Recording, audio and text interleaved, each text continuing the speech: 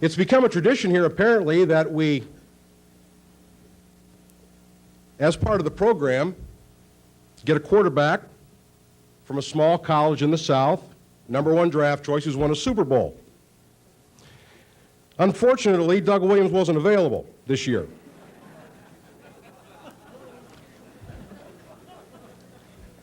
So we had to go elsewhere, and I think we made a pretty good choice. Drafted out of Morehead State, not Agnes Morehead, Morehead State in Kentucky. And back in those days, small colleges it was a fluke if you got anybody out of there. Now, of course, it's very commonplace. Phil who, they said, in the Big Apple? Well, all he did was lead their football team for a dozen years, winning a Super Bowl championship, 1986. Phil, of course, is here to present Brad for induction to the Hall of Fame. They were teammates for 10 years on the New York Football Giants. I noticed Phil had a slight quirk when he came in. I guess when he sees Brad, he starts looking around for defensive linemen, but they've both managed to survive. Truly, so true, he says, truly one of the great quarterbacks in the National Football League, and he wears that big ring, and not many people can say that.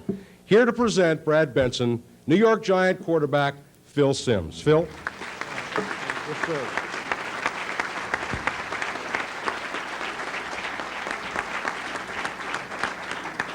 Thank you. I know it must be Pittsburgh Steelers territory because this is Giant territory. They wouldn't clap for me. It's been,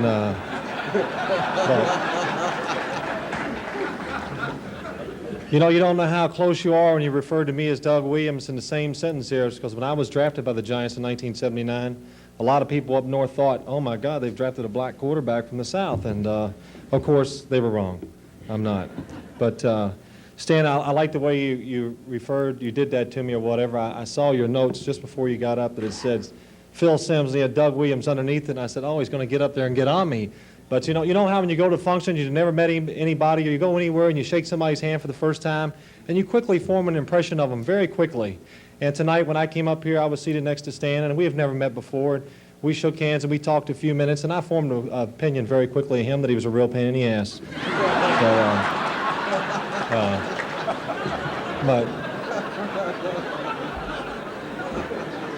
But I want to thank everybody for inviting me here tonight, and of course I'm very honored to come here and to introduce Brad Benson, one of my best friends in life. I mean, we played together for many years, of course, and we were very close friends, and really a sad day in my life was the day he retired. I did not want to see him go and all those things, but I have a lot of memories to remember Brad by in his career. I got a sore left shoulder, a sore left knee. You know, I'm reminded every morning when I wake up that Brad played left tackle for me for many years. You know, and I was supposed to, when I really didn't know what to say tonight, and I was sitting down, I thought, well, I'll tell everybody a few stories about Brad, or real quick stories, and things I truly remember about when we played together, because a lot of things do happen on the football field. You look back upon and you think, you can't believe the way you act out there sometimes. It's a game of emotion and all these things. And to start back early in my career, I remember when I was a rookie and we were playing down in Dallas, and that's when Dallas was a very good football team. And Brad was really in his first year of starting with the Giants then. He'd been there a couple years. He had moved in. And I think at the time he was playing left guard, and if I'm not mistaken. Maybe it was left tackle or whatever. And we get the opening kickoff, and we're playing against Dallas. They have Roger Staubach and everybody. And we're driving down the field like a machine. Now, the Giants are not a very good football team at the time. And we're just marching down there, and we take a 17-play drive to open up the game with and score on them. And I remember the 15th play of this drive, true story, Brad Benson gets down in this thing, I'm in his stance, I'm underneath the center, I'm getting ready to call out the signals, and he starts chuckling. And he says to Harvey Martin, who was one of the best defensive linemen at the time, he says, Harvey, I'm kicking your ass today. And this is over with, and I'm thinking, why would he say that? Well, I don't know why he said it, but I know the rest of the day Harvey kicked mine. But, I mean, it's a true story. I mean, I'll never forget that, him getting in that stance and saying that. And, you know, another time, I remember we were playing the New York Jets, who his brother happens to play for now, and this was in their heyday, I guess you would say, when they had the sack exchange, and it truly was a great defensive front at the time. And we were just talking about Joe Kleckel, how great of a player he was at the time. And for about a stretch of 4 years, you know, he was one of the best football players that's ever played that position. And I remember we were worried about their pass rush, of course, going into the game, and I was going to as Brad will chuckle about, I was going to try to get rid of the ball quick this game. And I remember at the first series, we threw the ball 3 straight downs, and we have to come out. And I don't feel too bad about it. They don't hit me or anything. And I get to the sideline, and Brad comes running up to me, and he says, "Phil, you cannot believe how strong Joe Klecko is." Well, hell, that just filled me with confidence. I feel good.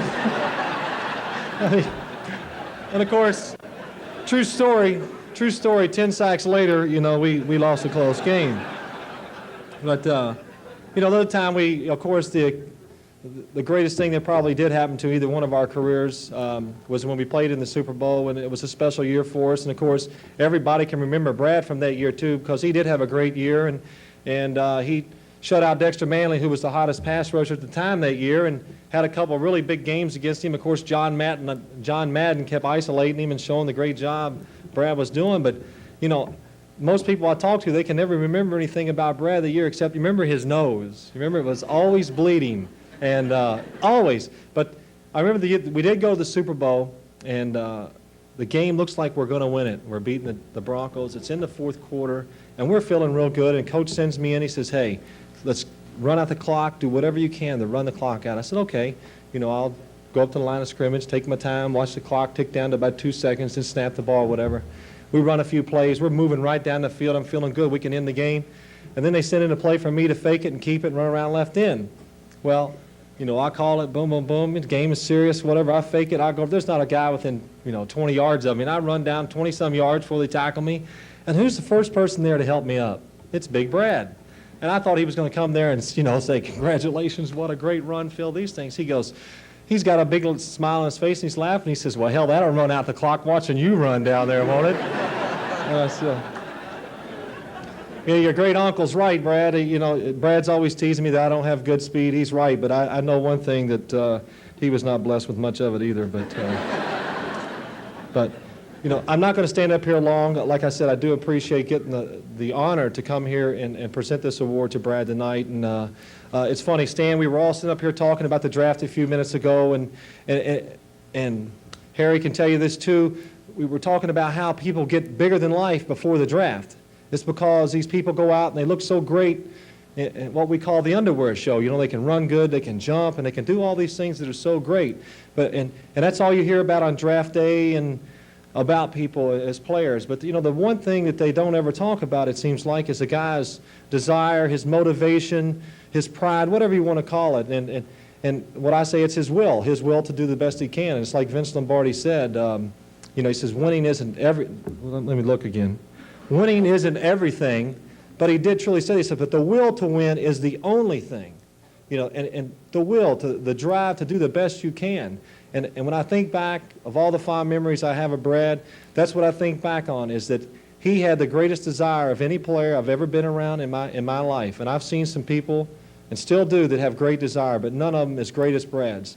And we always used to chuckle, and Johnny Parker, who's a good friend of both of ours, and we talk about Brad every day. He was with us. We have a tent at training camp every year where we lift weights underneath it after practice every day. And as we went out to practice, we always hung out underneath this tent to stay out of the sun until the last minute. Well, Brad never hung out underneath that tent. It's true. He would always go out in the field. He'd be the only person out there, the only one, and he would work on his pass drops and do things, and working on being a better player. And that's the greatest gift any athlete can have. I remember the day he retired after the final game. They talked about him as being an overachiever, and I got mad hearing that. I said, he's not an overachiever. He reached his ultimate talent. He did the best he could by working hard at it. It meant a lot to him, and that's what I always remember about Brad, is that sitting under that tent, seeing him out there working the best he could to be the best player he could. And like I said, once again, I'm honored to be here tonight to present this award to Brad Benson, my friend. Thank you.